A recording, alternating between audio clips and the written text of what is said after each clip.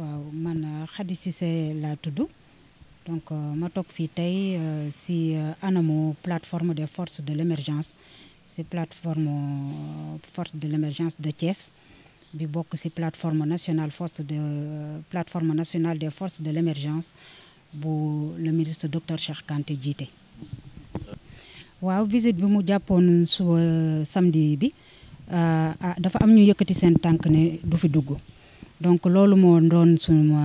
sunu teewaay ñun ñi fii tey ci cadre plateforme force de l'émergence de Thiès pour leeral en tout cas sénégalais yëpp ak set Thiessois yi pour wax leen na leen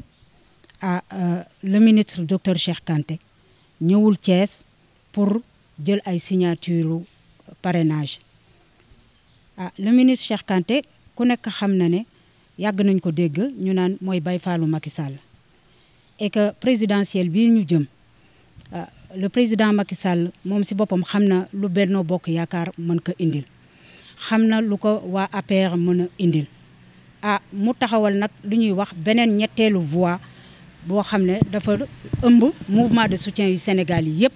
mu jël ko teg ko si loxol docteur Cheikh Kanté mandaté ko ne ko mu rassembler leen maye leen daal di leen tënk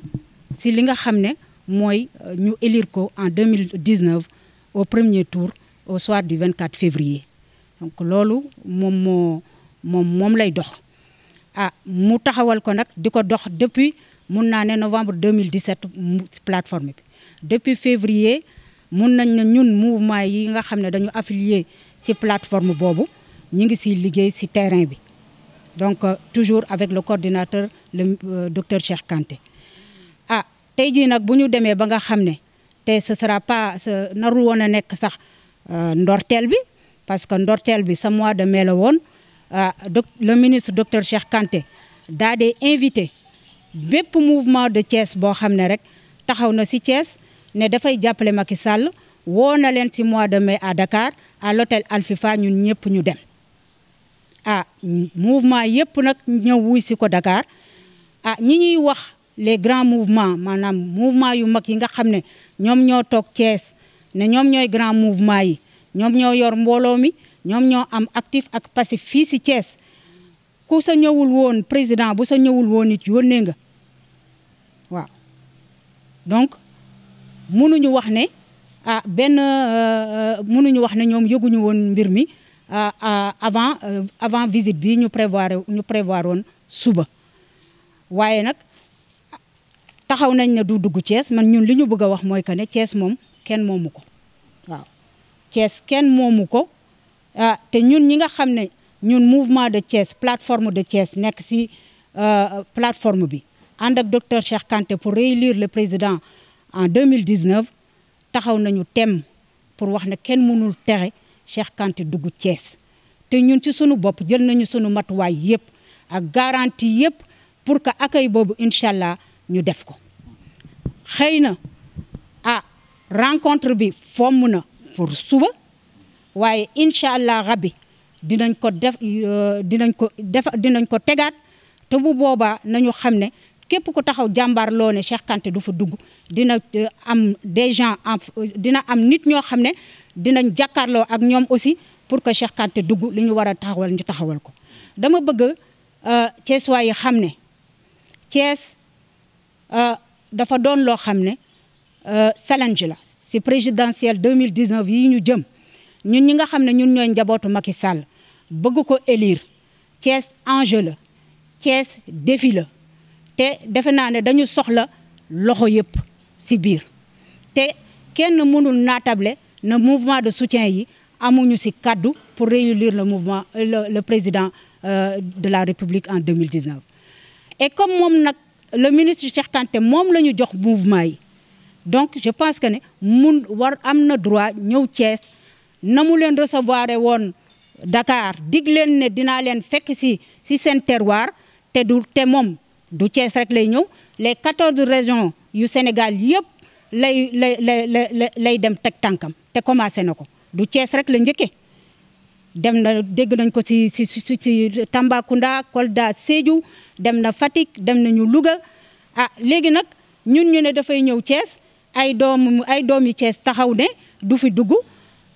pour des raisons yoo xam ne ñun duñu si jëm, mais li ñu bëgg a xamal Thiès waaye ak sénégalais yi mooy que ne ñun dañuy travailler autour de l'essentiel, mooy que ñu élire le président en 2019 au premier tour,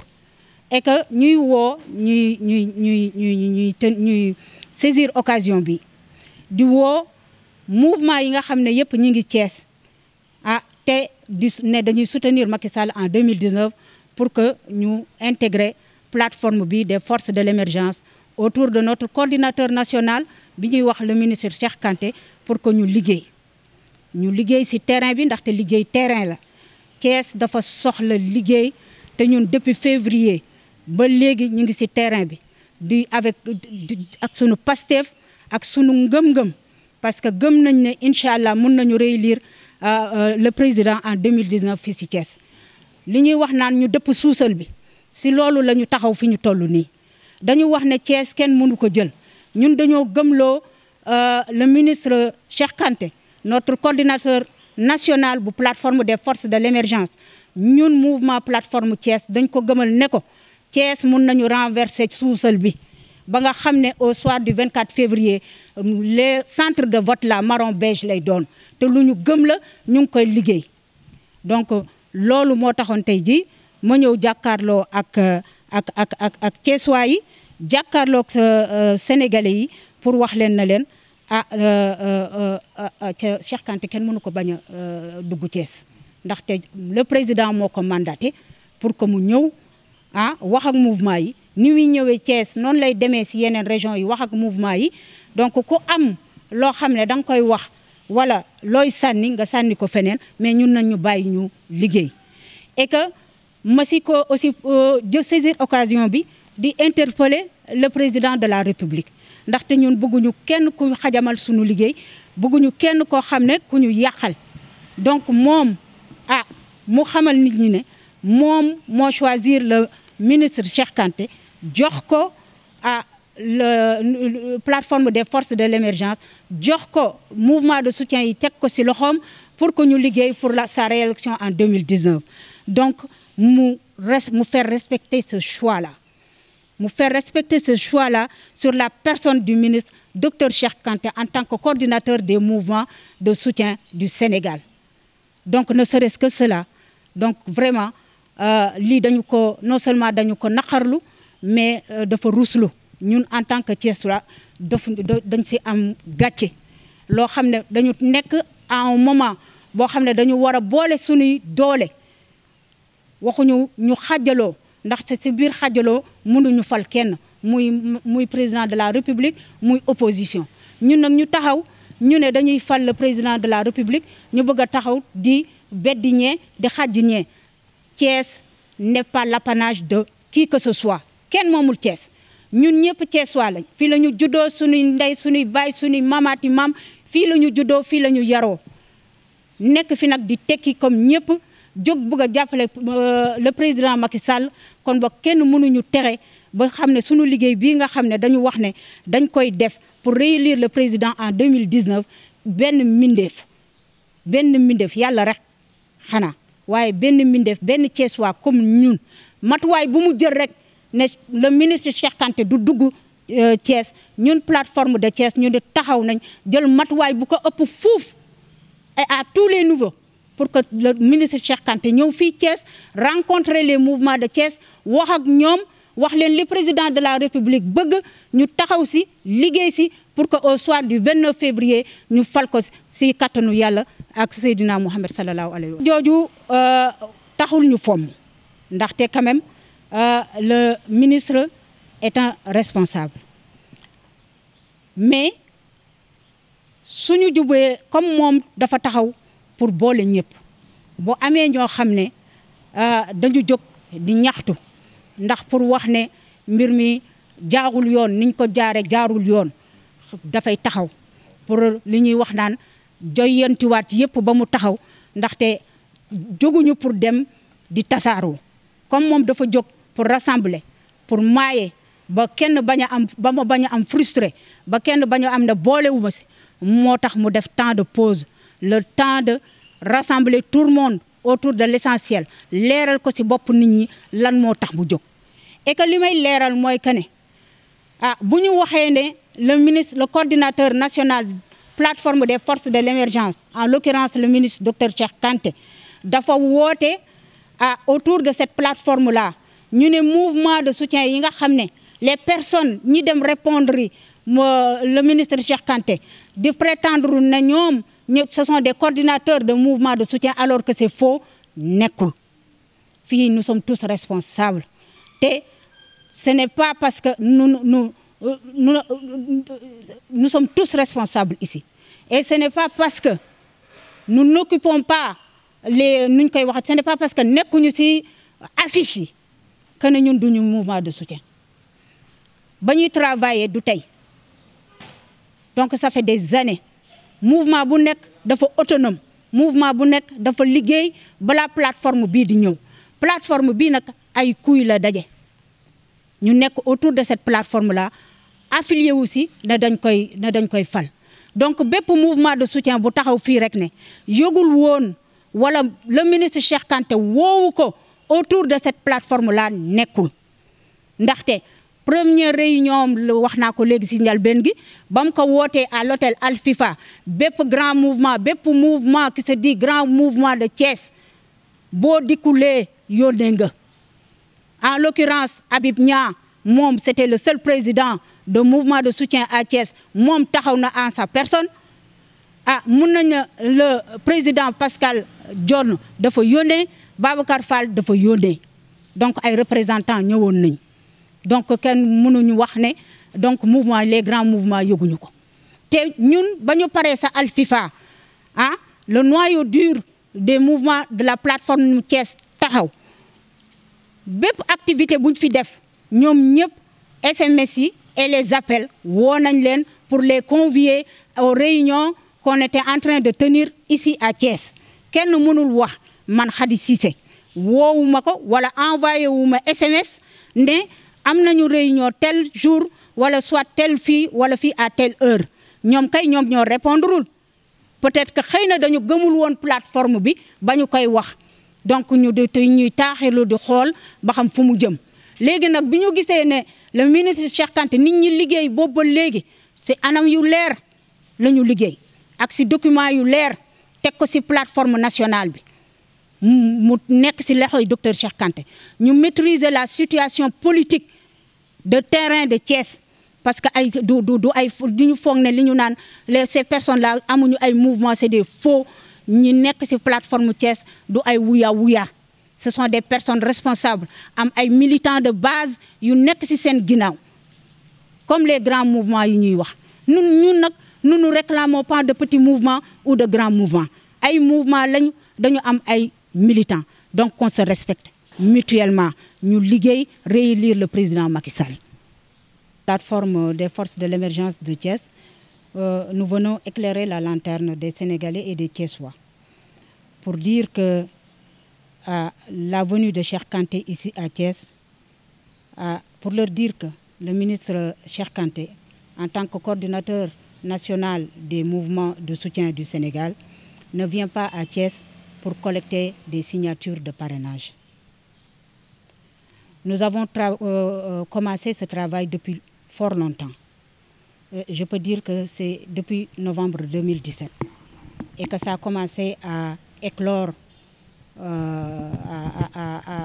à s'ouvrir en février pour tous les mouvements de soutien du Sénégal. Le président de la République, son Excellence, Monsieur Macky Sall, a mandaté le ministre Dr Cheikh Kanté de rassembler tous les mouvements de soutien qui sont sur le territoire national autour d'un réceptacle et que ce réceptacle-là, ça s'appelle la plateforme des forces de l'émergence. Donc tous les mouvements de soutien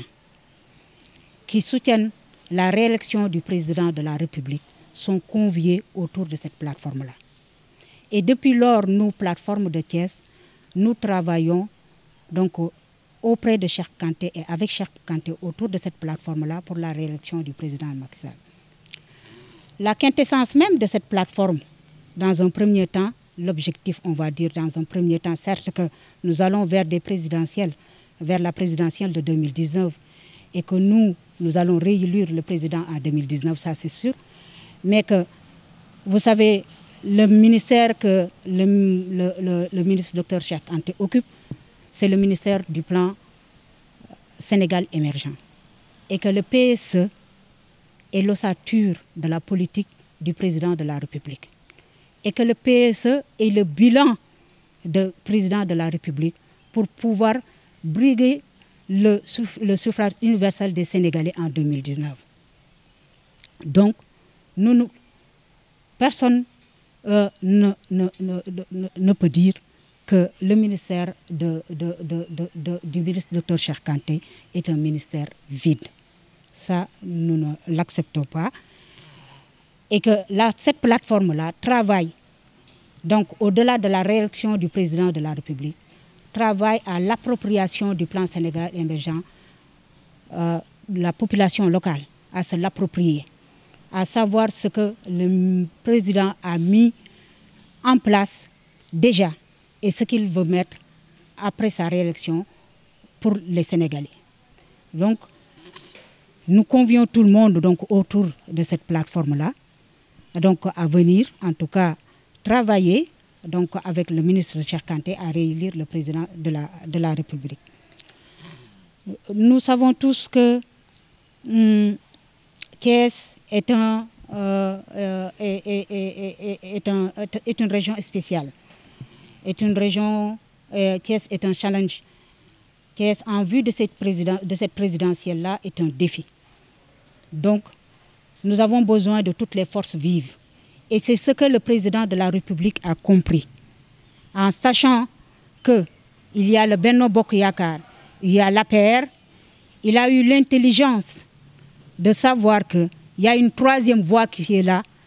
qu'on appelle en tout cas les votants silencieux, et que cette troisième voie-là, ce sont les mouvements de soutien. Donc il a eu la clarté d'esprit, hein, en mandatant le ministre Cheikh Kanté de rassembler tous ces mouvements-là pour sa réélection en 2019. Et c'est ça que nous travaillons sur tout le territoire national avec le ministre Cheikh Kanté. Nous avons programmé une visite, le ministre Cheikh Kanté a programmé une visite pour demain, samedi 6 à Thiès, qui a été annulée. Et que dans la foulée, donc, nous avons vu des sorties pour dire que le docteur Cheikh Kanté devrait revoir sa copie avant et qu'il ne doit pas mettre ses pieds à Thiès. Nous disons que Thiès n'appartient à personne. Donc nous sommes des Thiessois, nous tous. Et que nous devons nous réunir autour de l'essentiel. Nous n'avons pas besoin de nous diviser. Nous n'avons pas le temps des querelles ou des querelles personnelles. Nous sommes là pour la réélection du président Macky Sall autour de cette plateforme-là. Le ministre Cheikh Kanté a déjà reçu dans un premier temps les mouvements de soutien au mois de mai 2018 à Dakar, à l'hôtel Al-Fifa. Donc, dans le cadre de notre travail jusque-là, c'est tout à fait normal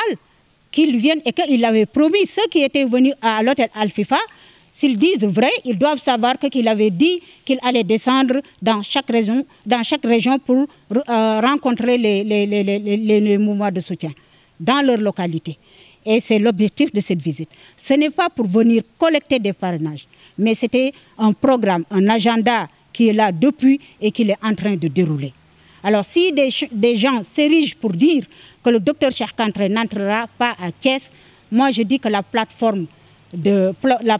Force de l'émergence de Thiès est debout. Comme eux, est debout face à ces gens qui disent que Cheikh Kanté n'entrera pas à Thiès. Nous disons que nous aussi, nous avons pris toutes nos responsabilités, nous avons pris tous les garanties, nous avons pris tout ce qu'il faut pour que le ministre Dr Cheikh Kanté rentre ici à Thiès. Et nous l'accueillerons à bras ouverts ici à Thiès pour que le programme qu'on a commencé depuis février puisse se dérouler. Nous attendons qu'on essaye de nous barrer la route et en ce moment-là, la riposte sera à la hauteur de ce que nous avons en face.